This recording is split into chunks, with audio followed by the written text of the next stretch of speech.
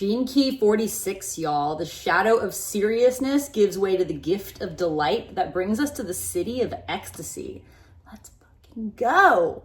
I'm Molly, you're watching Mirror Readings, and if you'd like to get a Gene Keys reading from me, please visit my website, mirrorreadings.com, and subscribe to this channel to save 15%. There's a link right down there at the top of the description. When you're disconnected from the bigger picture and have no spiritual life, everything is serious, right? When all we have to identify with is our individual personalities, our tribes, and this dimension, everything is way too serious. And Richard Rudd actually says this shadow of seriousness is connected to luck, that luck is the dilemma. 500 years ago, maybe even a few hundred years ago, not that long ago in the whole span of human history, the idea that the universe was random, that belief just didn't exist.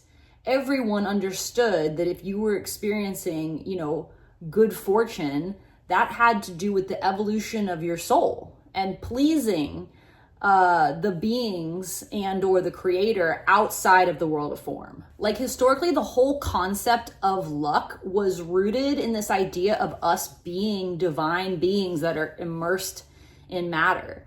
But we can't connect with that when we're totally lost in the sauce of the material world. And taking everything too seriously is a byproduct of that. It's actually impossible to get out of that without, I guess you could go into like total nihilism, but you really have to develop a spiritual life in order to start seeing the sense of humor in the cosmic joke and stop taking ourselves too seriously. We can loosen the grip of the seriousness that we have towards life by questioning our own opinions with a sense of humor.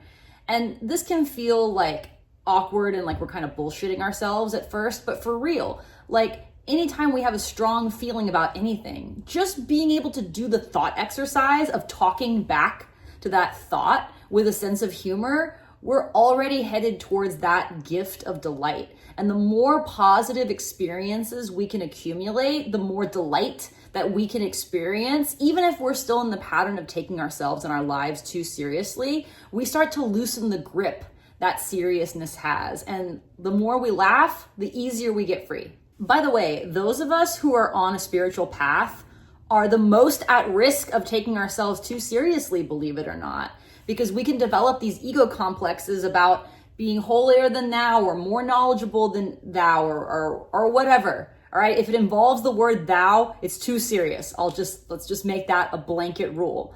But for real, I think it's Gene Key number 12 that has the shadow of vanity, I'm pretty sure. But Richard Rudd says that vanity is something that all Gene Key students are subject to, whether they have that key in their profile or not. Because if you're far enough on the spiritual path that you're watching this channel, you probably have some type of spiritual ego that you're gonna have to work on in order to make correct your tikkun, what Kabbalah calls the soul's correction in this lifetime. It's just kind of inevitable that we'll take our spiritual work too seriously and kind of miss the point. The gift of delight, which again can only come when we loosen the grip of seriousness, okay, and release the hold that the third dimension and our individual personalities and ego complexes have over us, we enter the frequency of beginner's mind, and it's totally delightful. Like in this gift of delight, we're seeing everything with fresh eyes. We're sort of childlike in that way, and it's absolutely wonderful. Here's the other good news about the 46th gift. We start finding delight in things that are actually good for us. Good for us physically, spiritually, emotionally, all of the above.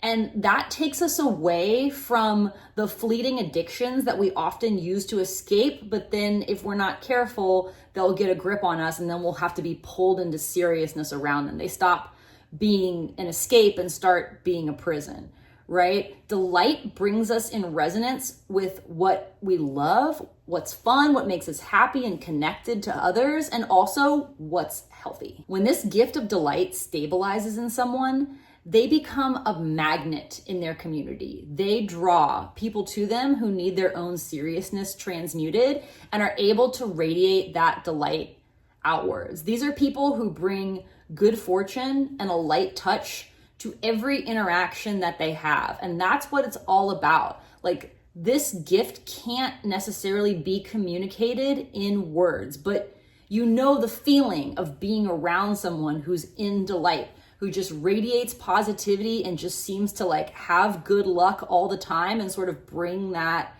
everywhere they go. They don't roll with a big, loud, heavy attitude. They don't have a heavy hand. They have a very light touch, and usually they're not drawing a lot of attention to themselves.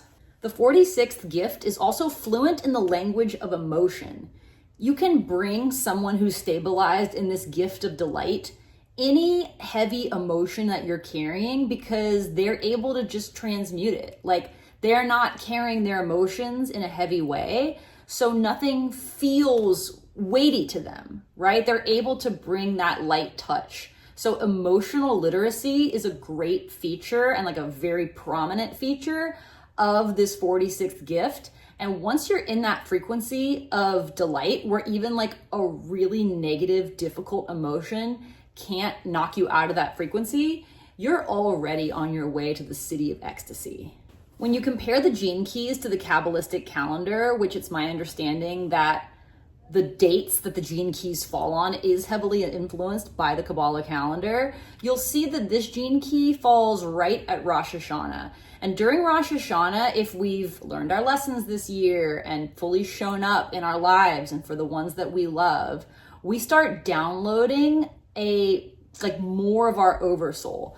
If you think of like the soul that's occupying this body as just being a fraction of my total consciousness, you could see the benefit of being able to hold more of my higher consciousness, right? That's going to make me a more effective being year to year. So yeah, I want to learn all my lessons. I want to get out of seriousness. I want to stabilize in that gift of delight and be on my way to the city of ecstasy. If you've ever been to a Rosh Hashanah service, you know it's a party. Like when the Jewish people ring in the new year, it is freaking lit. And that ecstatic dance and singing and blowing the shofar, it's all meant to like call in more light, more of our oversoul. And that's actually like, I mean, of course it falls during Rosh Hashanah because this is the exact frequency. And if you have this key in your profile and you're not feeling particularly ecstatic, that's okay. Richard Rudd says that this city is also really connected to our breath. Let me just read a quote from him here that I have in my notes. Okay. Ecstasy begins with the breath. When we learn to breathe deeply, not in a forced way, but in a relaxed and open way, then the softness of life can approach us. There are ways of living that we've forgotten. We used to live like this, just sitting, just having enough to provide for our simple needs, just being together, drinking tea, talking, laughing, and being silent under the stars. Richard Rudd loves drinking tea. I hope I get to drink tea with him someday. One day, we'll return to those times when ecstasy is allowed back into the garden and life becomes a gentle festival. Ooh, I love that. A gentle festival. And the idea that we can access that through our own breathing pattern is amazing. I try to breathe really deep into my stomach and be very slow and deliberate in my inhales and exhales. Not that I get it right all the time. And certainly the more activated my nervous system is, the more difficult it is to breathe in that way. But it is an ecstatic feeling in like a more neutral, energetically neutral type of way to just be so relaxed in our own being. And I think that's what he means by connecting with the breath. It just inherently slows us down. And in that slowed down state, we remember our true nature and we start like really reflecting, I think, on what's important. Maybe it's because that type of breathing it's like establishes a direct connection to the divine, and we can experience the ecstasy of that connection by being more deliberate and slow about our breathing. Thank you so much for tuning into my channel. I'm Molly. This was Gene Key 46. And if you'd like to get a reading from me, please visit my website, mirrorreadings.com, and subscribe to this channel to save 15% on all my offerings.